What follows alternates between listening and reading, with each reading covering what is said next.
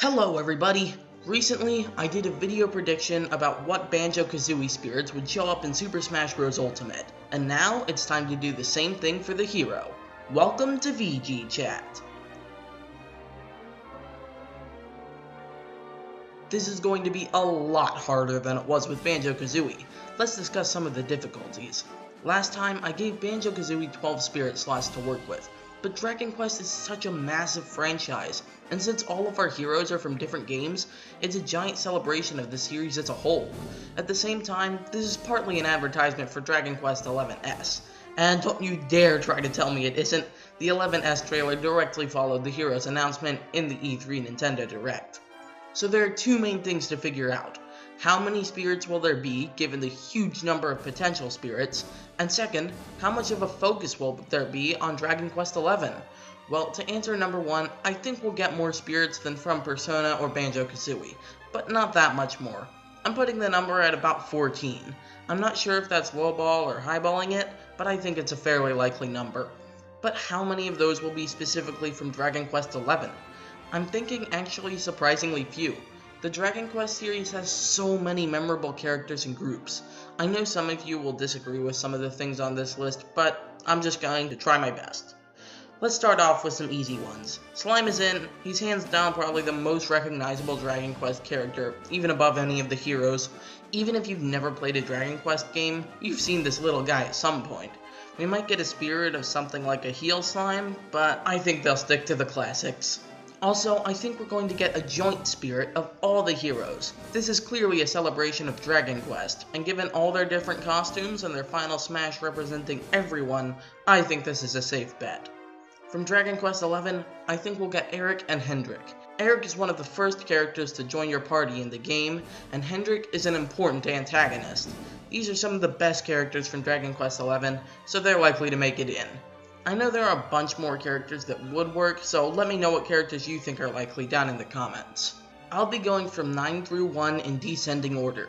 Why not 10, you ask? Well, as an MMO, it lacked a lot of the memorable characters from other entries, and I really couldn't find anyone I felt was special enough to be represented. If you have any ideas, let me know, but I'm leaving it out for this video. Also, it's basically a spin-off game, given its completely different tone, and since I don't think we're going to get representation for games like Dragon Quest Builders and Heroes, why should the MMO be kept in? Anyway, before I start, there are a couple of things I just wanted to point out. I think they'll give every Dragon Quest game representation, so I chose one character from each game, and 2 from 4. I really just couldn't decide. Second, I think there will be an emphasis on variety, showcasing the various creatures and kinds of characters throughout the franchise. Don't expect to see the hero's best friend again and again. I think they'll tie that to the most recent game.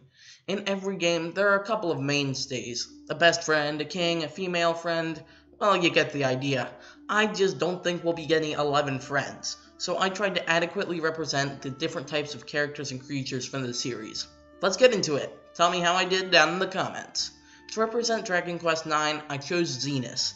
Being the all-powerful god character in a world full of magic and sorcery sets him apart just a little bit. He literally created the entire Dragon Quest world. I think a god of that power is worthy of a spirit slot.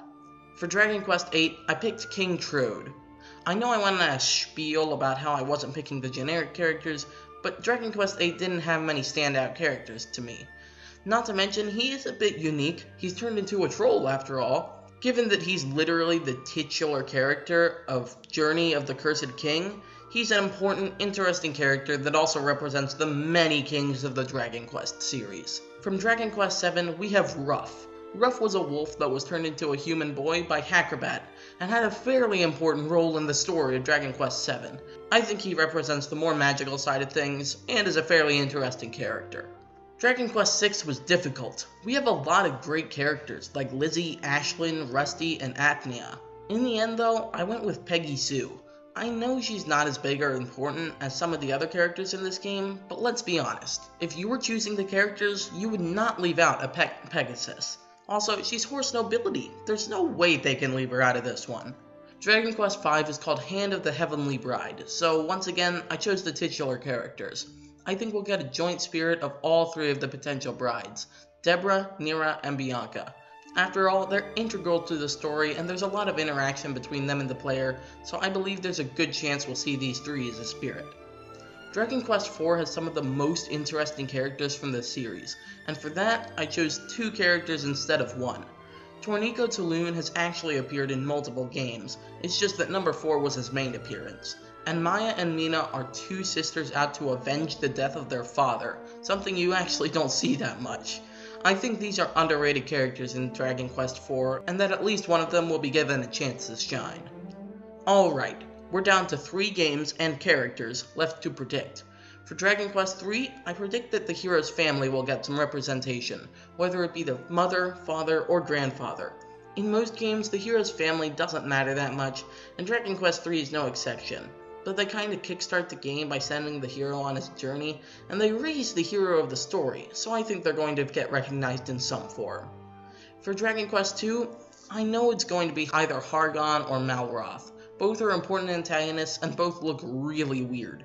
I'm going to go with Hargon, because while he isn't the final boss, he is the main enemy in the story.